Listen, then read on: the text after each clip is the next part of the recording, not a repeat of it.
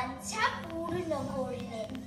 বনের গাছ থেকে সোনার শাড়ি উড়ে পড়লো, পায়ের বল বেজে পড়লো।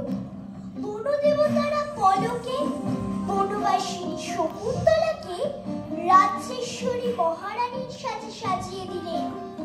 তারপর যাবার সময় হলো।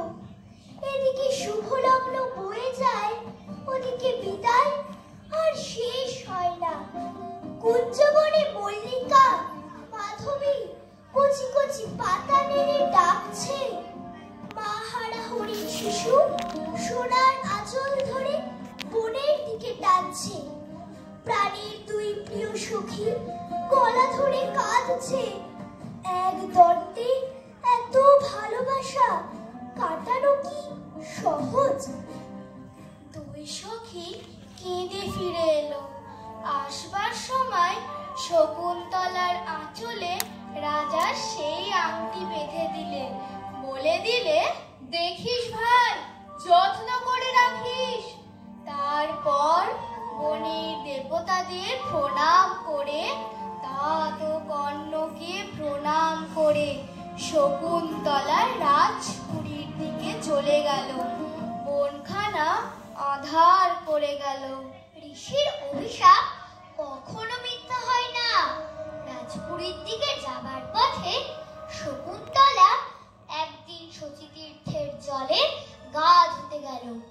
সেই সময়ে দুর্বাসার শাপে রাজার সেই আংটি শকুন্তলার চিকন আঁচলের এক কোণ থেকে অগাধ জলে পড়ে গেল।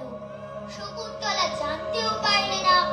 সে ভিজে কাপড়ে তীরে উঠে কালো চুল এলো করে রাজার কথা ভাবতে ভাবতে শূন্য আঁচল নিয়ে রাজপুরীর দিকে চলে গেল। দুর্বাসার শাপে রাজা শকুন্তলাকে ভুলে বেশ সুখেই আছেন। 7 ক্রোশ জুড়ে রাজার 7 মহল বাড়ি। তার এক এক মহলে এক এক রকম কাজ চলছে। প্রথম মহলে রাজসভা, সেখানে সোনার ঘামে সোনার ছাদ, তার তলায় সোনার সিংহাসন। সেখানে দোষী নির্দোষের বিচার চলছে।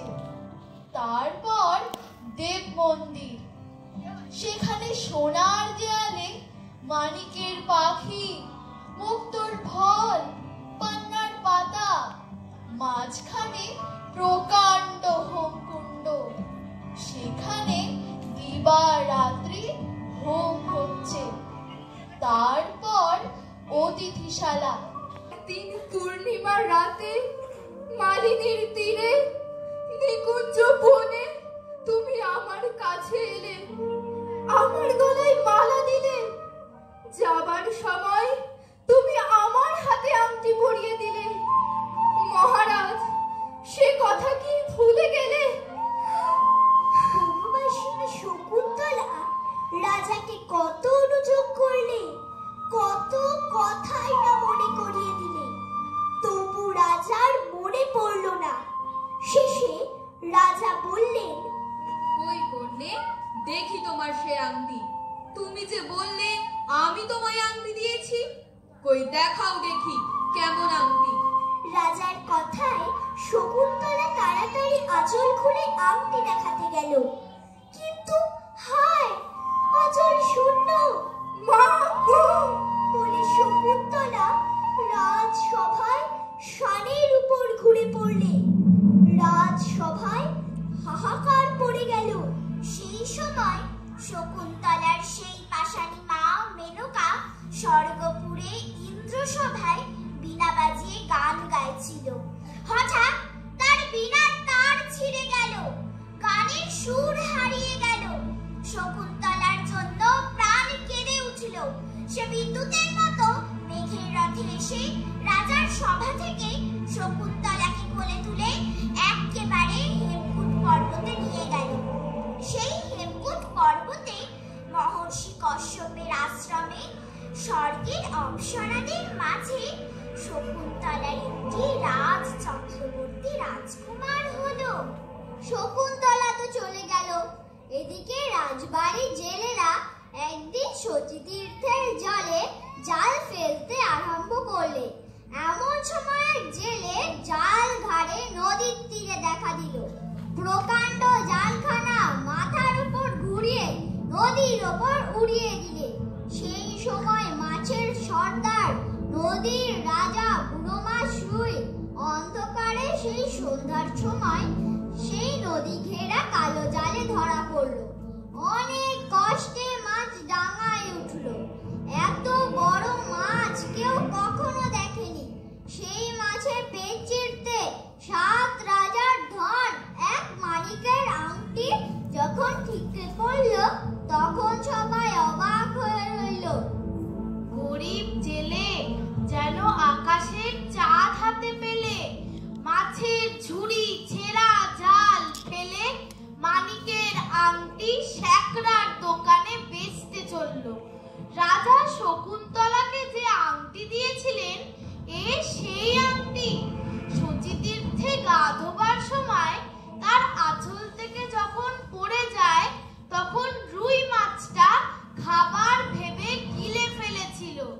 জেলের হাতে রাজার মোহর আংটি দেখে শ্যাকরারা কোটালকে খবর দিলে। কোটাল জেলেকে মারতে মারতে রাজ দরবারে হাজির করলে। বেচারা জেলে কাঁপতে কাঁপতে কেমন করে মাছের পেটে আংটি পেয়েছে নিবেদন করলে। আংটি হাতে পড়তেই রাজার তপবনের কথা সব মনে পড়ে গেল। শকুন্তলার শোকে রাজা যেন পাগল হয়ে উঠলেন। রাজার দুঃখের সীমা রইল না। একদিকে বনবাসিনী শকুন্তলা কোল ভরা ছেলেকে নিয়ে হেমকূটের সোনার শিখরে বসে রইলেন। আর একদিকে পৃথিবীর রাজা দুষ্যন্ত জগৎ জোড়া শোক নিয়ে ধুলায় ধূসর করে রইলেন। কতদিন পরে দেবতার কৃপা হলো। স্বর্গ থেকে ইন্দ্রদেবের রথ এসে রাজাকে দৈত্যদের সঙ্গে যুদ্ধ করবার জন্য স্বর্গপুরে নিয়ে গেল। সেখানে দৈত্যদের সঙ্গে কত যুদ্ধ করে মন্দারের মালা গলায় পড়ে রাজা রাজ্যে ফিরছেন। এমন সময় দেখলেন পথে হেমকূট পর্বতে মহর্ষি কশ্যপের আশ্রম। রাজা মহর্ষিকে প্রণাম করার জন্য সেই আশ্রমে চললেন। এই আশ্রমে অনেক তপস্বী ও তপস্বিনী থাকতেন। অনেক অপ্সর ও অপ্সরা থাকত। আর থাকত শকুন্তলা আর তার পুত্র রাজপুত্র সর্বদমন। রাজা দুষ্যন্ত যেমন দেশের রাজা ছিলেন, তার সেই রাজপুত্র তেমনি বনের রাজা ছিল। বনের যত জীবজন্তু তাকে বড়ই ভালোবাসত। সেই তপবনে 7 ক্রোশ জুড়ে এক প্রকাণ্ড বটগাছ ছিল। এই গাছতলায় সর্বদমনের রাজসভা বসত। রাজা যখন সেখানে গেলেন, রাজপুত্র তখন একটা সিংহ শিশুকে নিয়ে খেলা করছিল। তার মুখে হাত পুড়ে দাঁত গুনছিল। বনের তপস্বিনীরা কত করে ছেড়ে দিতে বলেছিলেন, কত মাটির ময়ূরের লোভ দেখাচ্ছিলেন। শিশু কিছুতেই শুনছিল না। এমন সময় রাজা সেখানে এলেন। সিংহ শিশুকে ছাড়িয়ে সেই রাজ শিশুকে কোলে নিলেন। দুষ্টু শিশু রাজার কোলে শান্ত হলো। আর এদিকে শকুন্তলা কোলের বাছাকে খুঁজতে খুঁজতে সেইখানে এলেন। রাজা রানীতে দেখা হলো। রাজা আবার শকুন্তলাকে আদর করলেন, তার কাছে ক্ষমা চাইলেন। দেবতার কৃপায় এতদিনে আবার মিলন হলো। দুর্বাসার শাপান্ত হলো। মহর্ষি কশ্যপ ও অদিতিকে প্রণাম করে রাজা রানী রাজপুত্র কোলে রাজ্যে ফিরলেন। তারপর কতদিন সুখে রাজত্ব করে রাজপুত্রকে রাজ্য দিয়ে রাজা রানী সেই তপবনে তাত কর্ণের কাছে, সেই দুই সখীর কাছে, সেই হরিণ শিশুর কাছে ফিরে গেলেন এবং তাপস তাপসীদের সঙ্গে সুখে জীবন কাটিয়ে দিলেন।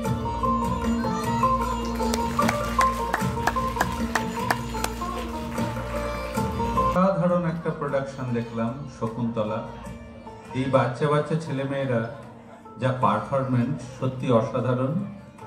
তার সাথে অসাধারণ আবহ। ব্রতজিতের জন্য সবাই একটু হাততালি দেন, বাচ্চাদের জন্য এবং ব্রতজিতের জন্য। অসাধারণ আবহ।